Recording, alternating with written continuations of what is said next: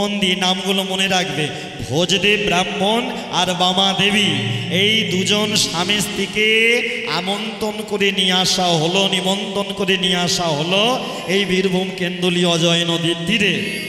ওই মন্দিরের দায়িত্ব দিল, আর দায়িত্ব দিয়ে রাজা বলে দিল, শোনো এই মন্দিরের সেবা দেবে, আর মাগো মন্দিরের নামে ওই ভোজদেব ব্রাহ্মণের নামে রাজা করলো কি 1 বিঘা 2 বিঘা নয়, 20 বিঘা সম্পত্তি ব্রাহ্মণ ভোজদেবের নামে লিখে দিল। এবারে ভালো করে ধ্যান দিয়ে শোনো, আমাদের চারিদিকে মারামারি কাটাকাটি কিসের জন্য হয়? কি গো, দেখবে জায়গা নিয়ে বেশি মারামারি না? হ্যাঁ, বাড়িতে দাদার সাথে ভাইয়ের ঝগড়া কি নিয়ে হয়? জায়গা। এই দেখবে ভারতের সাথে পাকিস্তানের দ্বন্দ্ব কাশ্মীর নিয়ে, জায়গা নিয়ে। ভারতের সাথে চীনের দ্বন্দ্ব তিব্বত নিয়ে, জায়গা নিয়ে। কিন্তু আমরা মানুষ ভুলে যাই এই জায়গা কথাটা। এই যে আমার দিকে আসতে বলছি, তিলক হোক, তিলক তোমাদের হচ্ছে সেটা হোক, কিন্তু মনটা আমার দিকে দাও, কথা বলো না। আসতে ধ্যান দিয়ে, ছোট জায়গা তো কথা বললে বোঝা যাচ্ছে, দূরে থাকলে কথা বললে অসুবিধে ছিল না। কাছে বসে আছো, আমি তো মুখগুলো বড় বড় করে দেখতে পাচ্ছি, ঠিক আছে? আসতে আমার দিকে সবাই মিলে প্রেম। জয় নিতাই, জয় রাধে। এই দেখো জায়গা, এই কথাটা তোমরা মনে মনে বারবার বলো, মনে মনে বলো, বারবার বারবার বারবার, জায়গা জায়গা জায়গা জায়গা বলো। কি পাচ্ছ বললে? এই দেখো জায়গা জায়গা জায়গা জায়গা জায়গা জায়গা জায়গা জায়গা জায়গা জায়গা জায়গা জায়গা জায়গা, যতবার বলবে জায়গা জায়গা, শেষে আসবে জায়গা জায়গা জায়গা জায়গা জায়গা। तुम भी जाएगा हम भी जाएगा, सब छोड़ के एक दिन चला जाएगा। একদিন সব ছেড়ে চলে যাব। ওই জন্যই তো শ্মশানে যখন মরা নিয়ে যাওয়া হয় তখন কি করা হয়? সামনে ছড়া, তোমাদের দিকে ছড়ানো হয়, খই ছড়ানো, পয়সা ছড়ানো হয়, সামনে ছড়ানো হয়। কেন বলো তো? ভালো করে বিচার করে দেখবে, একটা বাচ্চা যখন জন্ম নেয়, জন্মের পরে তার হাত দুটো কিরাম থাকে? হাত একটা বাচ্চার কিরাম থাকে? ভালো করে ভেবে বলবে। দেখো যত খোলা থাকে নাকি মুঠো থাকে? বলো দেখি, হ্যাঁ, ভালো করে ভেবে বলবে। খোলা থাকে নাকি মুঠো থাকে? একটা বাচ্চা জন্মের পরে মুঠো থাকে। এবারে ভালো করে ধ্যান দিয়ে শোনো, যখন কেউ মারা যায়, শ্মশানে যায়, তার হাত খোলা থাকে নাকি মুঠো থাকে? যখন শ্মশানে নিয়ে যায়, মরে গেলে এইভাবে, ওই যে যাচ্ছে এইভাবে পড়ে আছে, খাটিয়ার উপরে এইভাবে শুয়ে আছে। এবারে বিচার করো, সারা জীবন ব্যাংকে টাকা জমালো, মরে গেল, তার হাত খোলা, তাহলে এত কিছু রোজগার করলো, হাত খোলা, তার মানে কিছু নিয়ে যেতে পারলো না। এবারে ভেবে দেখো, জন্মের পরে বাচ্চারা যারা আমরা জন্মে মুঠো করে এসেছিলাম, আমরা কি এমন নিয়ে এসেছিলাম যার জন্য হাতটা মুঠো ছিল? হাত মুঠো কখন হয়? কিছু হাতে ধরলে তো মুঠো হয়। তাহলে কি এমন আনলাম যার জন্য হাতটা মুঠো থাকলো? এটাই তো বোঝার ব্যাপার। এসেছো একা, যাবে একা, মাঝখানেতে তোমার সাথে আমার দেখা, এই দেখাই শেষ দেখা। গানগুলো এমনি হয়নি, এ দেখাই শেষ দেখা নয় তো কেন এ জন্মে? আরে কি ভাবছো আমি এখানে এসেছি, আমি সরমণ্ডল, আমি বিয়ে করেছি, তোমাদের স্বামী, তোমার স্বামী চলছে পরজন্মে, প্রত্যেক জন্মে না। এসব খেলা শেষ হবে কবে? আজকে তোমার স্বামী তোমার হয়েছে, আবার চলে যাবে, গ্রিন রুমে যাবে, পোশাক ছাড়বে, আবার অন্য কার স্বামী হয়ে ঘর করবে। আজকে তোমার স্বামী, কালকে অন্য কার স্বামী, আজকে তুমি একজনের বউ, পরের জন্মে অন্য কার বউ, এইভাবেই চলছে। মাথায় রাখবে, মনে রাখবে, সংসার। আমরা সবাই সংটা সেজেছি, কিন্তু সারটা এখনো করতে পারিনি। যেদিন সার করতে পারবো না, মনে রাখবে, মাথায় রাখবে, যে যেখানে বসে আছো, যেদিন সার করতে পেরে যাবে, সেদিন তুমি আর স্থির হয়ে বসে থাকতে পারবে না। কৃষ্ণ নাম, হরি নাম শোনা মাত্রই তোমার দুটো চোখ দিয়ে জল আসবে। যেদিন সার তুমি করতে পারবে, তুমি স্থিরভাবে ঘুমোতে পারবে না, তোমার সারা শরীর থরথর করে কাঁপবে। খালি মনে হবে একবার কৃষ্ণ নাম গাই, একবার হরি নাম গাই, একবার ঠাকুর ঘরে গিয়ে ওই গোপালের চরণ দুটো নিতাই গৌর হরি বল বলে জড়িয়ে হলো বলা। যত বেশি কথা বলে তত বেশি ভুল হয়, তাই না? এই মুখ থাকলেই সব কথা বলতে নেই, মুখ থাকলেই সব খাবার কি বলে গো খেতে নেই। কেন? হাবি যাবি খাবি, তাড়াতাড়ি তাড়াতাড়ি যাবি। আমরা মানুষ এত বোকা, শ্মশানে মরা পুড়িয়ে যখন ঘরে আসি স্নান করে তবে ঘরে ঢুকি, আগুনে সেঁক নিয়ে ঘরে ঢুকি, ছোলা বাতাসা ওই হাতে দিয়ে সেবা নিয়ে তবে ঘরে ঢুকি। সহজে কেউ ঘরে ঢোকে না, শ্মশান থেকে এসে কেউ ঘরে ঢোকে না। কেন বলে না শ্মশানে গিয়েছিলে তুমি অশুচি হয়ে আছো, পবিত্র হও, স্নান করো।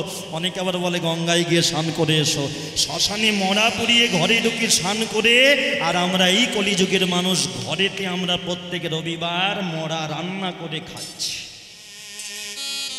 খুব ধ্যান দিয়ে কথাটা ভাবো, মরা পুড়িয়ে স্নান করে ঘরে আসি, আর ঘরেতে প্রত্যেক রবিবার মরা না রান্না করলে আমাদের ভাত মুখে ওঠে না, তাই না?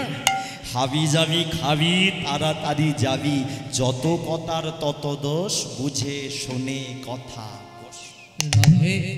এই মুখ আছে গুরুদেবের নাম করো, ভগবানের নাম করো, ঝগড়া ঝাঁটি অশান্তি আর কদিন করবে? এদিকে ভোজদেব ব্রাহ্মণ বামাদেবীকে বলছে, বামা কে কি বললো, কে অভিশাপ দিল, ওসব দিকে ভেবে লাভ নেই।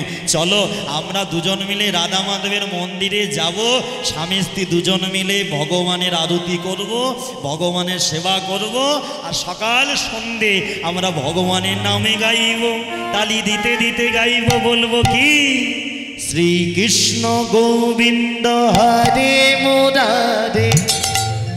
তোমরাও করবে বামাদেবী আর ভোজদেব ব্রাহ্মণের মতো প্রতিদিন। একটা সময় তোমাদের বলে দিয়ে যাই, এই সময়টা হরিনাম করলে খুব কাজ হবে।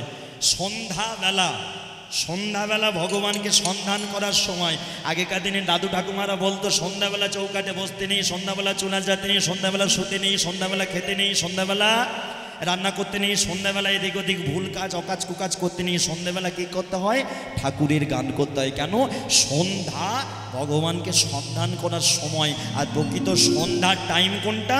6টা বাজতে 24 আর 6টা বেজে 24। 24 কত হচ্ছে? 50 তো নাকি? ও 48 না? ওই 48 মিনিট হলো আসল সন্ধ্যার সময়। তোমরা বাড়িতে যারা সন্ধ্যা দেখাও তুলসী তলায়, আমি তোমাদের বলে দিই, অনেক মায়েদের আমি দেখেছি ওই ভর সন্ধে মতো অন্ধকার মতো হলো, অমনি এই রে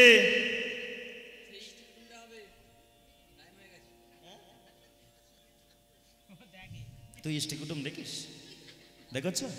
যায়নি তাই এই দেখ না, ওটা বলছি না। কথা হচ্ছে সন্ধ্যা হলেই একটু অন্ধকার হলেই মায়েরা বলে, যেমন শীতকালে ছোটবেলা 5টায় সন্ধে হয়ে যেত, সবাই বলে এই ভর সন্ধে হয়ে গেছে, সন্ধ্যাটা দেখিয়ে দে তাড়াতাড়ি। না, গরম হোক শীত হোক 6টাতে সন্ধ্যা দেখাবে। ওই 48 মিনিটের মধ্যে সন্ধ্যা দেখাবে, এটা নিয়ম, আমার কথা নয়, বড় বড় গুরু মহারাজরা বলে দিচ্ছে। আমরা করি না গো। আগেকার দিনে ঠাকুমা দাদু যে কথাগুলো বলতো খারাপ নয়। চৌকাঠে বসতে নেই, কেন বসতে নেই? চৌকাঠে তো শ্মশান। চৌকাঠটা শ্মশান কেন? ওই চৌকাঠেতেই হত্যা করেছিল কাকে? প্রহ্লাদ মহারাজের বাবাকে, হিরণ্যকশিপুরকে। কে মারলো? নৃসিংহ অবতার হয়ে ওই চৌকাঠের উপর মেরেছিল না? কি গো মনে পড়ে? কি গো হ্যাঁ কি না বলবেন? চৌকাঠের ওপর মেনেছিল। এখন বলতে পারো বাবা এত জায়গা থাকতে কেন যে ভগবান চৌকাঠে হিরণ্যকশিপুরকে মারলো? আরে বাবা কেন মারবে না চৌকাঠে? হিরণ্যকশিপু তো বর পেয়েছিল। কি বর ছিল? ব্রহ্মার থেকে বর পেয়েছিল যে হে ব্রহ্মা আমাকে আশীর্বাদ করো, আমি ঘরে মরবো না, বাইরে মরবো না, আমি মাটিতে মরবো না, আকাশে মরবো না, আমি ছেলের হাতে মরবো না, মেয়ের হাতে মরবো না, আমি অস্তে মরবো না, শস্তে মরবো না, আমি দিনে মরবো না, রাতে মরবো না। তাহলে ভগবান এবারে কি করে তাকে মারবে? ভগবান দেখলো ঠিক আছে তুই ঘরে মরবি না, বাইরে মরবি না, তাহলে তোকে মাঝখানে মারবো। ঘরেও নয়, বাইরেও নয়, মাঝখানে চৌকাঠে। বলে তুই ছেলের হাতেও মরবি না, মেয়ের হাতেও মরবি না। তাহলে ভগবান কি করলো? অর্ধেক ছেলে অর্ধেক সিংহ হয়ে এলো। বলে তুই অস্তে মরবি না, শস্তে মরবি না, বলে অস্ত্র লাগাবো না, নখ দিয়ে বুক চিড়ে দেবো। বলে তুই মাটিতে মরবি না, আকাশে মরবি না, বলে দরকার নেই, হাঁটুর ওপরে জানুর ওপর রেখে মেরে দেবো। তাহলে চিন্তা করো, ওই জন্যে চৌকাঠটা হলো শ্মশান, ওই জন্যে চৌকাঠে সন্ধ্যাবেলা বসতে। ঠিক আছে, একসাথে প্রেমে সে বলো শ্রীকৃষ্ণ গোবিন্দ হরে মুরারে, হে নাথ নারায়ণ বাসুদেবা। একটু তালি দিয়ে সবাই হরে মুরারে, হে নাথ নারায়ণ বাসুদেবা। শ্রীকৃষ্ণ গোবিন্দ হরে মুরারে, হে নাথ নারায়ণ বাসুদেবা। শ্রীকৃষ্ণ গোবিন্দ হরে মুরারে, হে নাথ নারায়ণ বাসুদেবা।